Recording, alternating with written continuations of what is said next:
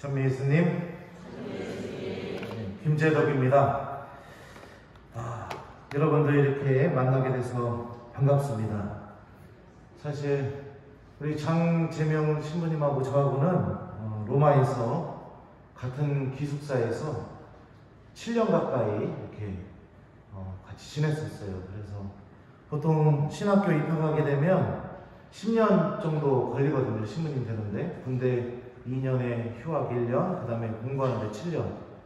그런데 저는 우리 장재명 신부님하고는 로마에서 제 입학 동기들처럼 7년 동안 같이 공부하면서 이렇게 지냈습니다. 그래서 누구보다 장 신부님을 잘 알고 있습니다.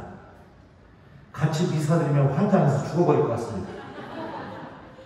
우리 신부님은 영성도 깊으시고 또 이렇게 또 마음도 아주 넓으시고 한데 미사도 천천히 하시잖아요. 그죠? 그래서 저는 성격도 급하고 빈깡통이 요란하다고 그런 사람입니다. 그래서 사람들이 별명을 붙여줬어요. 토끼와 거북이. 그렇습니다.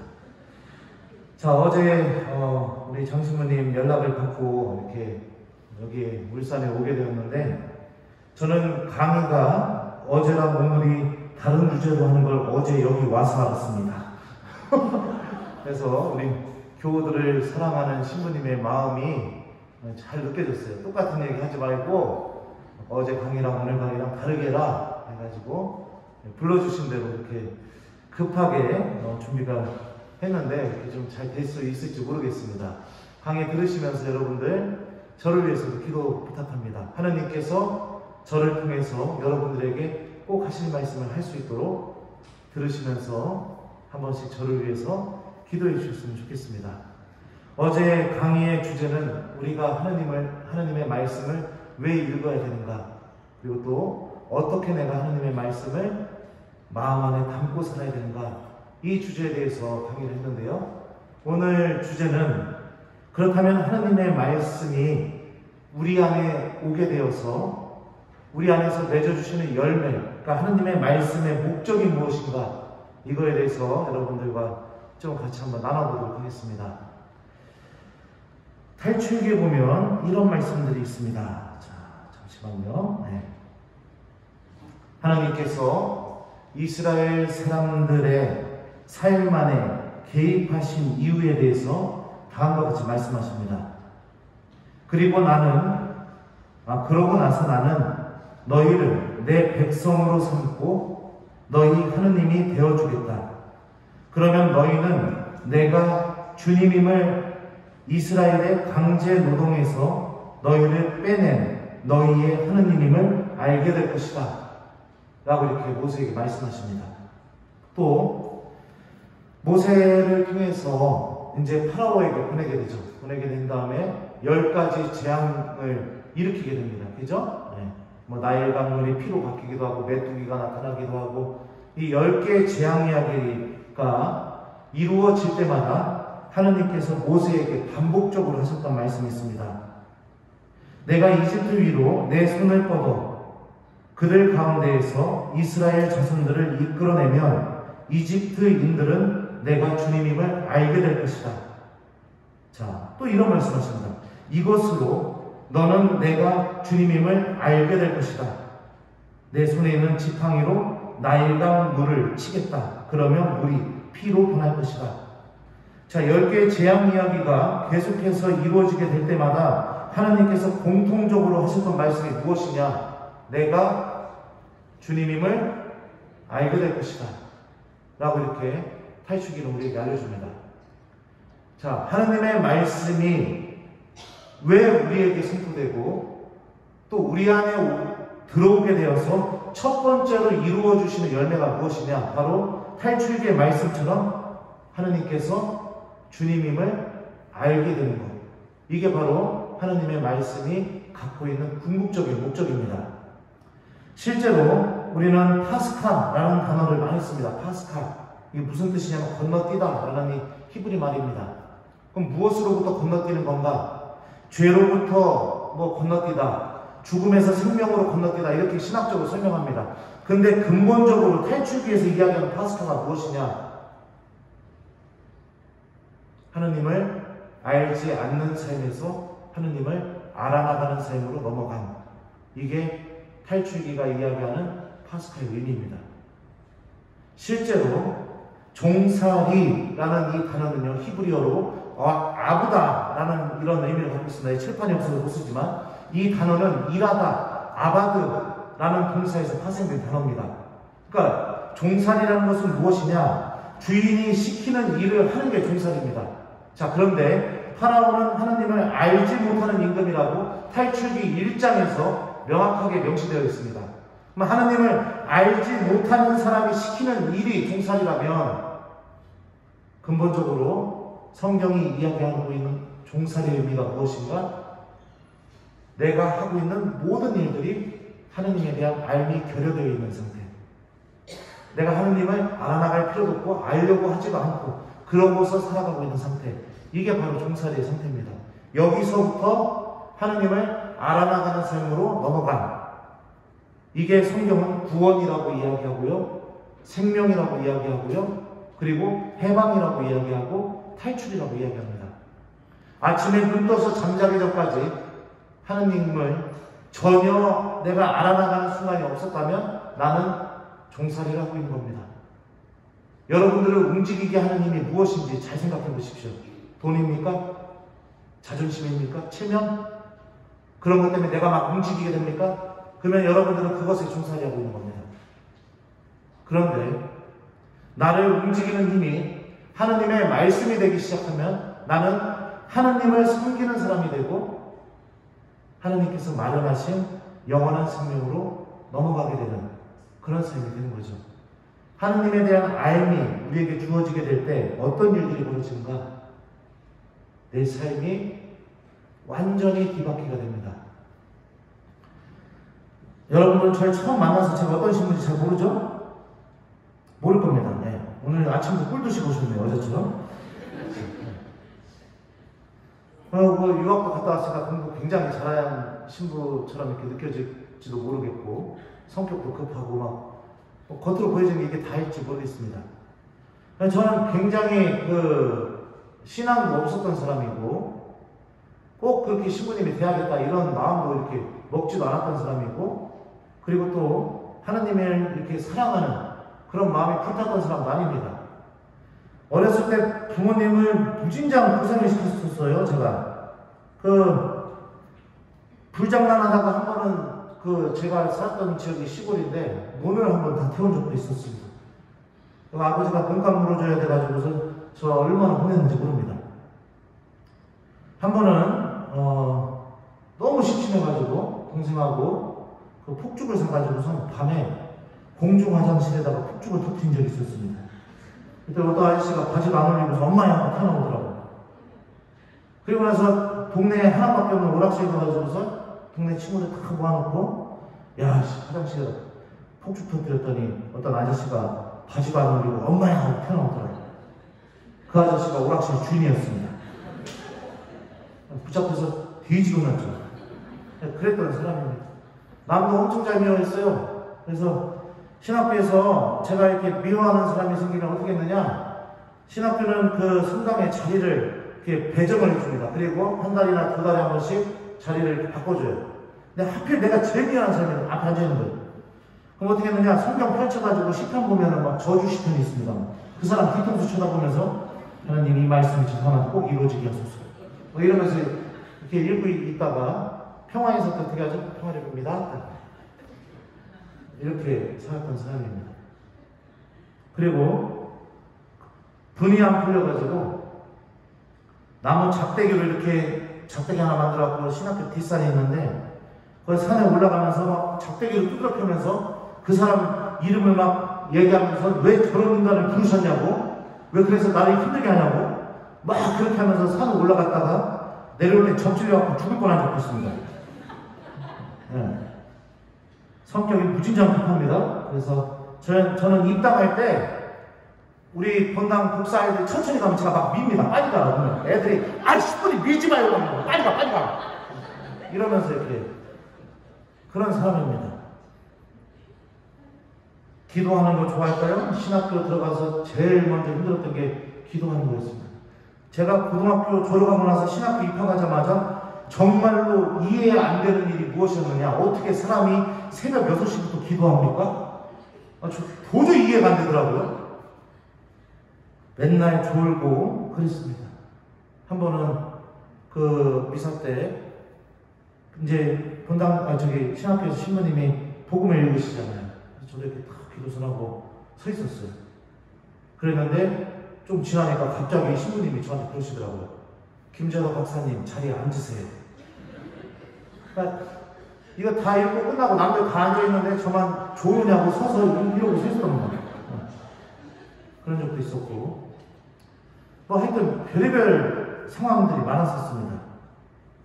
한 번은 성체 모시고 조용히 그 신학교 대성당에서 다들 묵상하고 있는데 저는 졸다가 갑자기 큰 소리로 아멘! 그래가지고선 교수 신부님한테 붙잡혀서 가고 대직이 났습니다. 어떻게 이런 사람이 신부님이 될 수 있겠습니까? 어떻게 될 수 있는가? 하나님을 알아나가는 그 알미 저를 완전히 바꿔놓았습니다. 처음에 저는 신학교에서 그런 일들이 있었어요. 그러니까 1학년 때는 같이 모여가지고 이제 일주일에 한 번씩 생활 나눔을 했습니다. 복음 나눔. 내가 어떻게 기도했고 하나님 말씀 안에서 어떤 것을 느꼈는지를 모여가지고 같이 이야기하는 그런 시간이 있었는데 전 그 시간이 세상에서 제일 괴로운 시간이었습니다. 나는 일주일 내내 잠만 자가지고 나눌 게 전혀 없으니까. 그래서 결국에는 어떻게 했느냐. 내가 이제 그만둬야겠다. 여기는 나하고 맞지 않은 곳이다. 하나님, 나는 맨날 졸기만 하는데 무슨 저 같은 사람이 신부님이 될 수 있겠습니까? 그렇게 마음을 먹고 신학교를 그만두려고 마음을 먹었습니다. 신학교를 그만두려고 마음 먹으면 개가 짖을 때 어떻게 들리는지 아세요? 개가 짖을 때 나가 이렇게 들립니다. 근데 나가면은 억울하잖아요. 나 재수해야 되고 인생이 꼬였잖아요. 그래서 잠자기 전에 경당에 들어가서 신학교는 항상 기숙사 옆에 저희 대전신학교에 그렇습니다. 경당이 있습니다. 들어가서 성당에 딱 앉자마자 그랬습니다. 예수님, 저 그만둬야 될 것 같습니다. 근데 지금 그만두기가 너무 아깝습니다. 지금부터 5분 시간 드리겠습니다.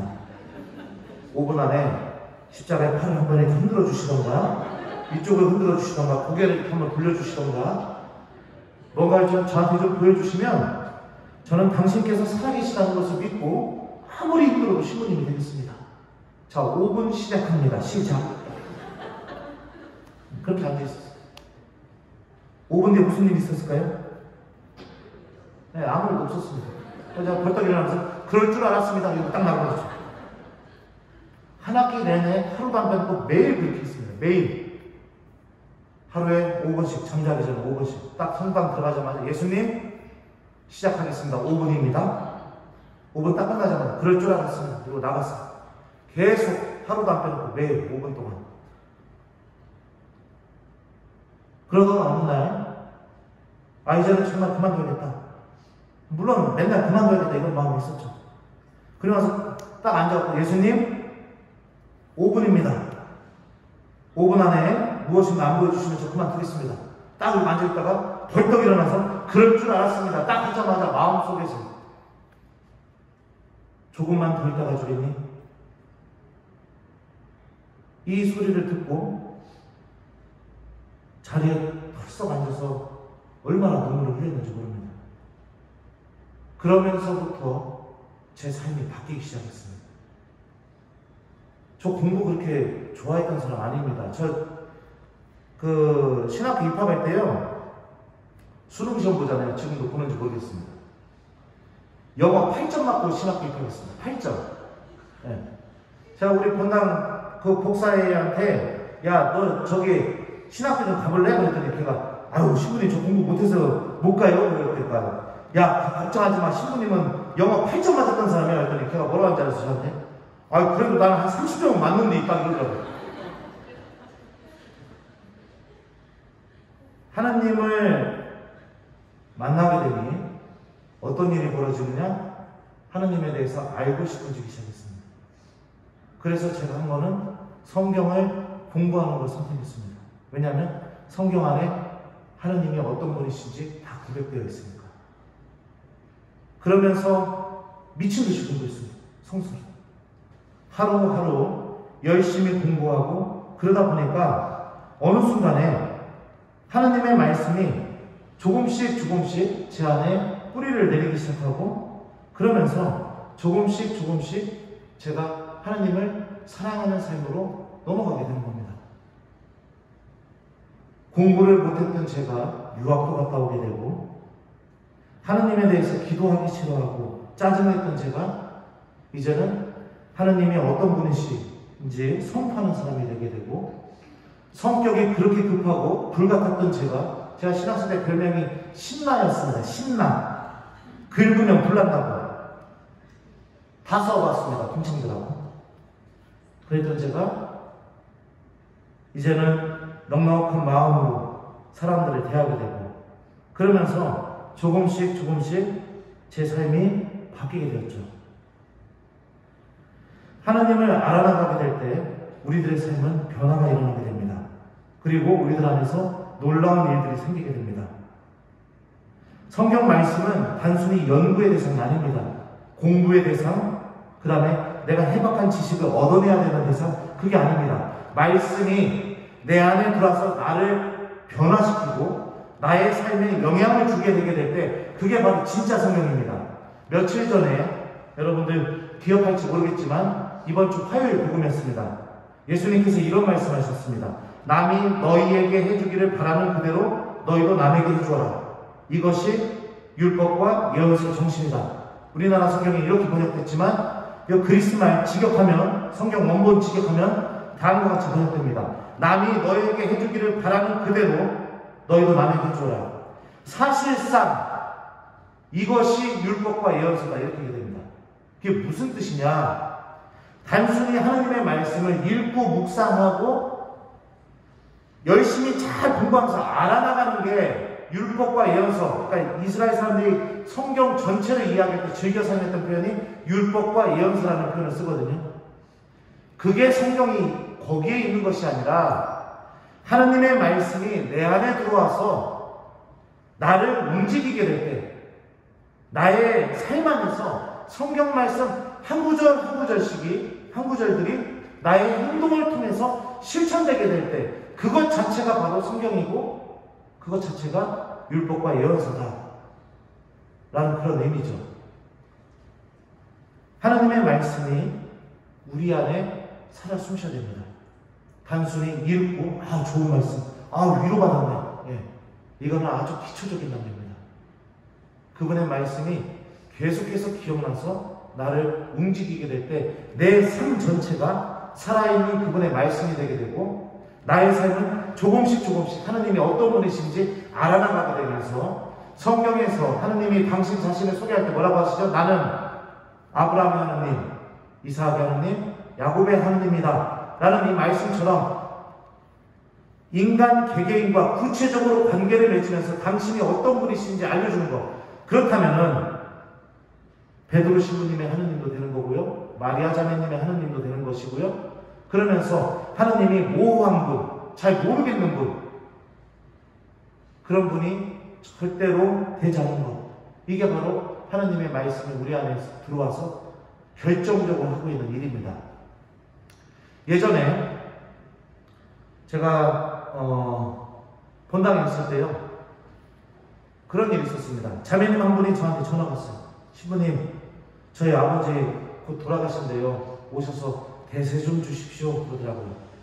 그래서 제가 예, 자매님, 그러면은 제가 오늘 오후에 바로 가겠습니다. 갔어요. 가가지고 나서 천주교 4대 교리에 대해서 설명을 쭉 했습니다. 그 형제님한테. 그리고 나서 제가 그랬습니다. 형제님, 하느님 믿으시겠어요? 그랬더니 그 형제님이 저한테 뭐라고 하신지 아세요? 쓰잘데기 없는 소리 하지 마시고 이러더라고요. 얼마나 황당합니까 제가? 대세를 주러 갔는데 저거 쓰잘데기 없는 얘기를 하지 말라니까. 그래서 아니 형제님 저기 세례 받으시려고 저 부르신 거 아니냐고. 그러면 다시 또 설명을 쭉 했습니다. 그래서 형제님 하나님 믿으실 거죠? 그랬더니 시덥지 않은 얘기 하지 마시오 이러더라고요. 결국에 대세를 못 주고 나오게 됐습니다. 그래서 자매님한테 아버님 좀 설득 좀 하시라고 이렇게 하면 세례 못 줍니다 이러고 나왔죠. 그리고 나서 일주일 뒤에 그 자매님이 울면서 저한테 전화했습니다. 신부님 지금 응급실인데 저희 아버지 의식도 없고 곧 돌아가신대요. 오셔서 대세 좀 주십시오. 대세 줄 수 있습니까? 없습니까? 있습니까? 없습니까? 나는 있다. 손 들어주세요. 대세 줄 수 있다. 대세 줄 수 없다. 예. 나머지는 뭐죠? 주시던지 많이 드시던지 마음대로 시킬 겁니까? 대세 줄 수 없습니다. 왜냐하면 제 앞에서 명확하게 천주교 신앙에 대해서 거부했기 때문에. 의식이 없는 경우 대세를 줄 때는요, 적어도 그 사람이 의식이 있을 때 천주교 신앙에 대해서 관심을 갖거나 믿으려고 했던 의지가 있다는 것을 보증을 두고서 대세를 주게 됩니다. 대세 줄 수가 없잖아요. 근데 그 자매님한테 내가 못 간다고 얘기도 할 수도 없고 이거 환장하는 상황이잖아요. 자매님 제가 조금만 잠시 있다가 다시 전화 드리겠습니다 하고서 가만히 사정하고 있었어요.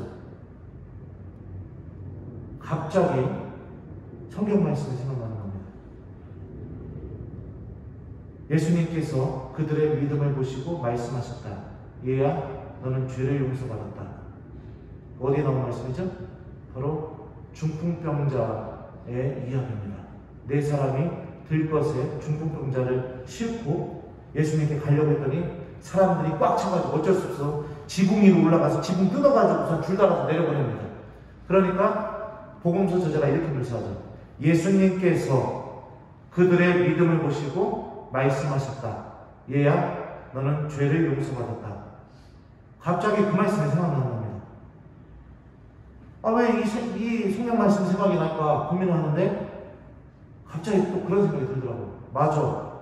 예수님도 중풍병자의 믿음을 보시고 중풍병자의 죄를 용서해 준 게 아니라 중풍병자를 데려간 사람들의 믿음을 보고 중풍병자의 죄를 용서해 줬다면 나도 그 자매의 믿음을 보고 가서 대세해 줄 수 있는 거 아니야?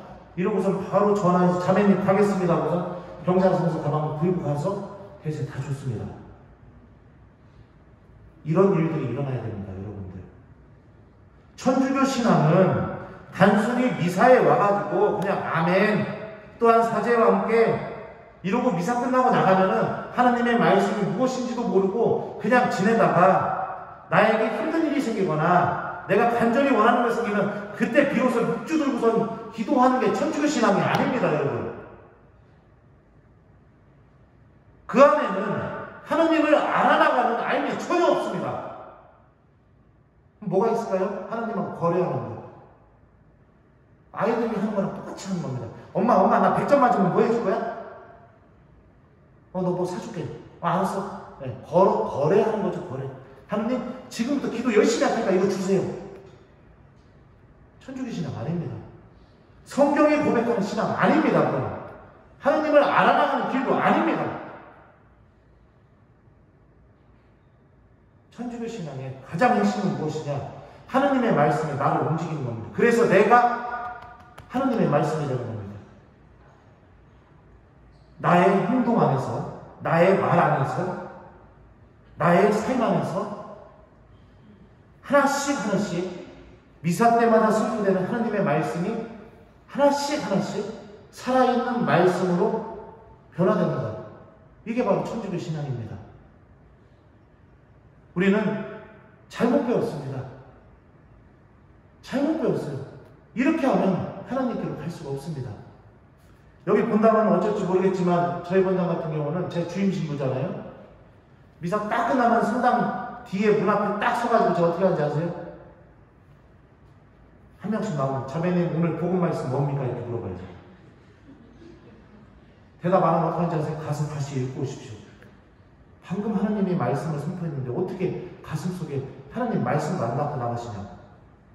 이거 시켰더니 신자들이 저 부임하고 나서 한 6개월인가 지나가서 이걸 시작했어요. 그랬더니 무슨 소문이 들리냐?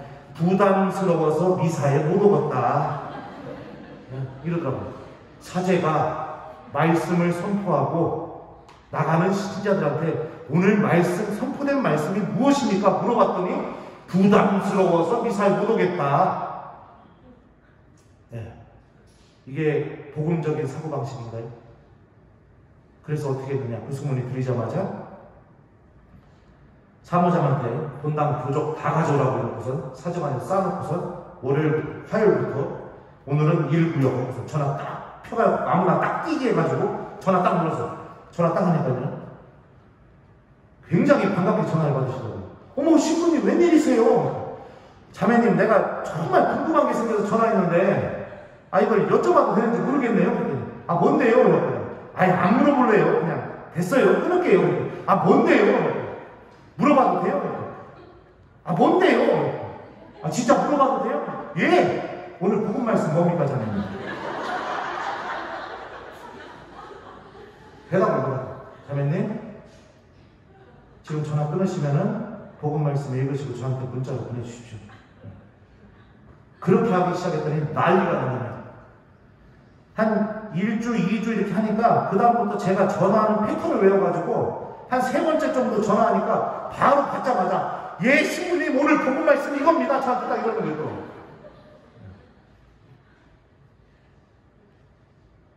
그리고 나서 또 미사 때 복음 말씀 얘기 안 하고 그냥 도망가는 신자들이 있어요. 그럼 제가 막 달려가가지고서 그 사람 차에 탔습니다. 제가. 복음 말씀 얘기하고 가셔야죠. 신부님, 그럼 지금 읽으세요. 지금 읽으시고 복음 말씀 저한테 얘기하세요. 그리고 나서 어떤 일이 벌어진지 아세요? 작년에 코로나 터졌잖아요. 저희 본당 평화신문에 나왔습니다. 코로나 상황인데도 주일미사 참석률 97%. 여러분들, 진정한 신앙은요, 아무리 어려운 순간에서도 하느님을 놓지 않게 만듭니다. 하느님의 말씀이 나를 계속해서 움직이기 때문에 그렇습니다. 말씀을 기억하는 신앙생활은 절대로 하느님과 끊어질 수가 없습니다. 그 말씀이 내 안에서 외쳐되기 시작했기 때문에 그렇습니다. 3년을 했습니다. 3년을 했더니 우리 교우들 안에서 어떤 일이 벌어지느냐, 저한테 그러더라고요. 어떤 자매님, 신부님 성당 들어가서 성수 딱 치는 순간 갑자기 어제 복음 말씀 생각나고 막 눈물을 엄청 흘렸다고. 그러면서 기도하게 되고, 그러면서 모호했던 하느님이 어떤 분이신지 조금씩 알아나가게 되는 거죠. 하느님이 우리에게 가장 원하시는 게 무엇일까요? 죄 안 짓는 거? 완벽하게 기도하는 거? 엄청난 봉사하는 거? 어떤 걸 가장 원하실 것 같습니까? 어떤 걸 가장 원하세요? 여러분들이 자녀들한테 가장 원하는 게 뭡니까? 대학 잘 가는 거? 좋은 직장 얻는 거? 성공하는 거? 그거예요? 결정적인 순간에 우리들은 뭐라고 얘기해요? 내 말 좀 들어봐. 내 말 좀. 왜 이렇게 내 말을 안 들어? 이러잖아요. 아무리 좋은 조건을 가지고 있고 좋은 삶을 살고 남들에게 자랑할 수 있는 걸 한다 하더라도 자녀가 내 말 하나도 안 들어봐봐요. 어떡합니까? 그것만큼 불행한 게 없죠. 하나님도 우리에게 가장 바라는 것은 당신의 말씀을 듣고 그 말씀에 믿음을 두는 겁니다. 그게 내가 주님임을 너희들이 알게 될 것이다 라는 성경 전체가 한결같이 고백하는 이 놀라운 신비가 우리들 안에서 일어나게 됩니다. 많은 교우들이 하나님의 말씀과 전혀 상관없이 살아가게 됩니다. 그렇기 때문에 우리 청주교 신앙은 뜨겁지도 않고 차지도 않고 뭐를 할 마음도 없고 그냥 그런 상태로 이렇게 놓여 있는 것 같습니다. 근데 묵시록에서 예수님이 뭐라고 했죠? 너는 뜨겁지도 않고 차지도 않으니 내 입에서 뱉어버리겠다. 이렇게 말씀하신 부분도 있죠. 완벽하게 신앙생활하는 거, 노력하는 거, 죄 안 지려고 하는 거, 여러분들 그거는요 하나님이 바라지 않는 겁니다. 그거는 신앙생활이 아닌 겁니다. 여러분들 신앙생활은 뭐냐? 이런 내가 하나님 말씀 때문에 하나씩 하나씩 변화돼서 기쁘게 내 삶이 기도하는 삶으로 넘어가게 되는 것. 내 삶이 기쁘게 미사에 오는 삶으로 넘어가게 되는 것. 이게 하나님이 바라는 신앙생활입니다. 이게 믿음이 가지고 있는 힘이죠.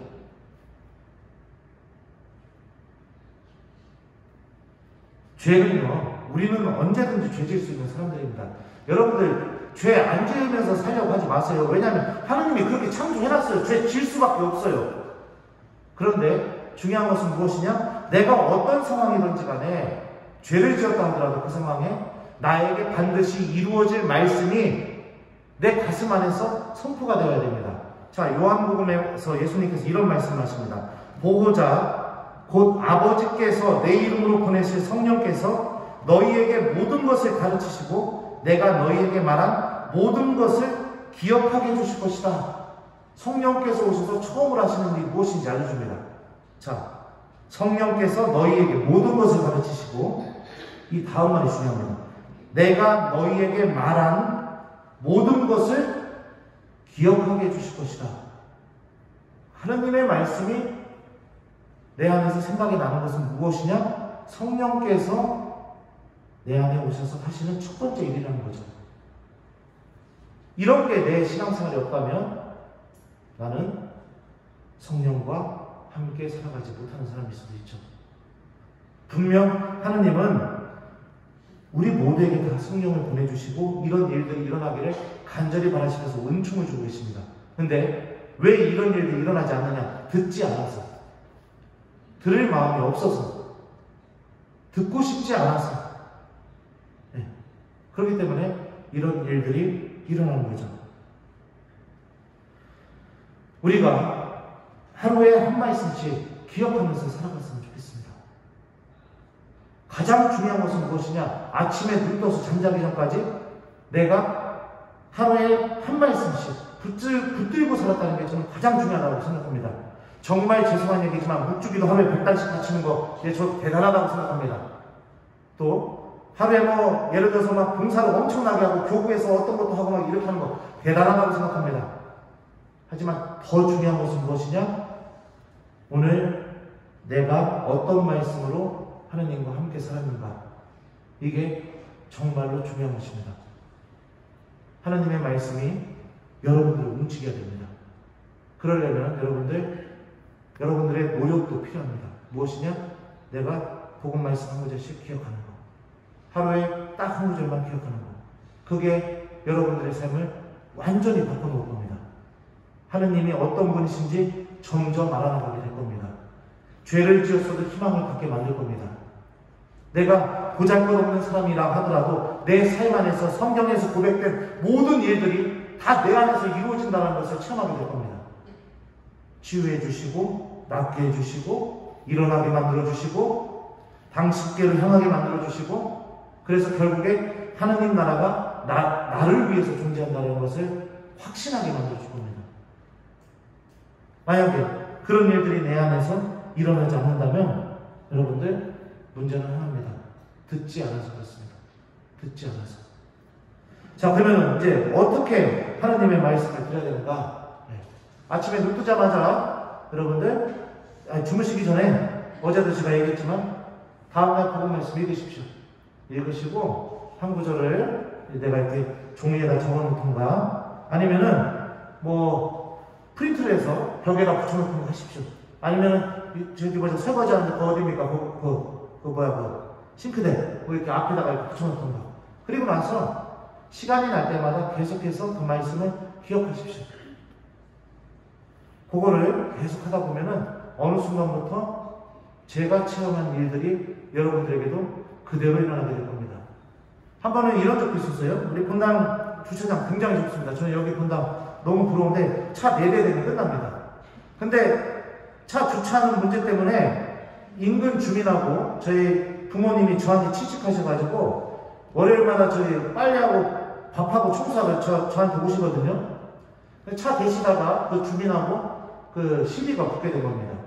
왜 안 올라오시나? 그래서 제가 이렇게 보다가 이렇게 딱 내려가 보니까 싸움이 난 거예요. 그래갖고 제가 가서 부모님 말리고서 이제 다 말리고 들어가시라고 제가 해결하겠다고. 그랬더니 그 인근 주민이 술이 이만큼 취하셨었는데 저를 보자마자 네가 신부냐? 막 이러면서 이제 온갖 욕을 저한테 다 하시더라고요. 저희 아버지는 또 저희 뇌출혈로 쓰러지셨다 일어나셔서 좀 이렇게 오늘 좀 마비가 있거든요. 근데 저희 아버지한테 야 병신아 차 똑바로 대봐 막 이러고 제 앞에서 세상에 어떤 아들이 그 소리 듣는데 가만히 있으라고 그랬어요. 꼭 참았습니다. 꼭 참고 죄송합니다. 주차 똑바로 하겠습니다. 정말 죄송합니다. 이러고서 이제 부모님 모시고 올라가는 거는 화가 막 이 안에서 솟구치는데 성경 말씀 생각나는 겁니다. 사람들이 나 때문에 너희에게 온갖 사악한 말을 하면 너희는 행복하다. 기뻐하고 즐거워하라. 하늘에서 받을 상이 크다. 마태복음 5장의 말씀입니다. 이런 식으로 하나님의 말씀이 생각이 나서 내가 분노할 경우에 나를 위로해주고 있고 너 억울해하지 마. 내가 다 봤어. 그리고 내가 네 억울한 마음도 다 알고 있어. 걱정하지 마. 라고 하나님의 말씀이 계속해서 내 영혼을 건드려주는 거죠. 그래서 제가 옛날 고등학교 때 저기 보니까 20대 1로도 싸워가지고 이겼었는데 이게 핵주먹입니다. 핵주먹. 이 핵주먹을 안 사용하게 만들어줘. 여러분들의 신앙생활 어떻습니까? 하나님의 말씀이 여러분들 움직이게 만듭니까? 오늘 선포되는 말씀이 여러분들의 오늘 하루 안에서 여러분들을 지켜줍니까? 아니면 신앙생활은 여러분들에게 짐입니까? 의무입니까? 어쩔 수 없이 마지못해 나와서 하는 그런 신앙생활입니까? 어떤 겁니까? 여러분들에게 신앙은? 성경은 분명히 우리에게 알려줍니다. 그건 신앙이 아니라고 알려줍니다. 하나님은 우리가 짐처럼 당신을 믿기를 바라지 않습니다. 종살이하는 것처럼 당신과 관계 맺기를 원하지 않습니다. 하루하루 그분의 말씀이 나를 움직여서 내 삶 전체가, 내 하루가 살아있는 성경이 되기를 바랍니다. 내가 누군가에게 건네는 말 한마디가 서로 사랑하여라 라는 그 말씀이 살아있게 만드는 것이고, 내가 누군가를 위해서 함께 무엇인가 하면서 어디에 가준다면 누가 1000걸음을 가자면 2000걸음을 가져라 라는 이 말씀이 나의 그 선택을 통해서 살아있는 말씀이 되는 것이고, 내가 죄를 지어서 고해수 앞에 서 있게 될 때 너희 죄가 바보같이 굵어도 양털처럼 힘이 되리라 라는 이 말씀이 살아서 이루어지는 그런 살아있는 말씀이 되기를 바랍니다. 그래서 내가 하나님 말씀으로 인해서 더더욱 용기를 얻고 힘을 얻고 하나님께 나아가기를 바라는 거죠. 이게 성경이 우리에게 알려주고 있는 신앙생활의 모습입니다. 자, 그래서 하루에 복음 말씀 한 구절씩 꼭 기억하십시오. 이거 꼭 필요합니다. 안 하시면 절대 안 됩니다. 내가 오늘 복음 말씀이 뭔지 모르고 잤다. 그것은 무엇이냐? 난 오늘 하나님과 아무 상관없이 살았다. 이거하고 똑같은 겁니다. 어제 제가 강론 때 얘기했었죠? 하나님과 아무 상관없이 살아가는 거 뭐라고 했죠, 제가요? 꿀 드시고 오셨네요. 악이 나를 지배하는 순간이라고 했죠. 그죠? 악이 나를 지배하는 순간. 네. 하나님과 아무 상관없이 살아가게 하는 것. 우리 교우들이요, 그런 일들이 막 벌어지게 됩니다. 지금도 며칠 전에도 2주 전에도 본당 교우 중에 코로나 환자가 터졌었어요. 그러니까 본당에서 코로나가 터진 게 아니라 어디서 코로나에 걸려가지고 본인은 모르면서 미사에 계속 왔다 갔다 한 겁니다. 만약에 이 본당에서 그런 일이 벌어졌으면 교우들 몇 명이나 나올까요? 저희는 그래도 80%는 주임에서 왔습니다. 놀랄 일이죠? 네. 왜요? 그들 마음 안에 있는 하느님의 말씀이 그들을 움직이기 때문에 저는 그런 일이 벌어진다고 생각합니다. 다른 본당 신부님들이 저한테 물어봅니다. 도대체 사목 어떻게 하길래 그래? 한 게 없어요.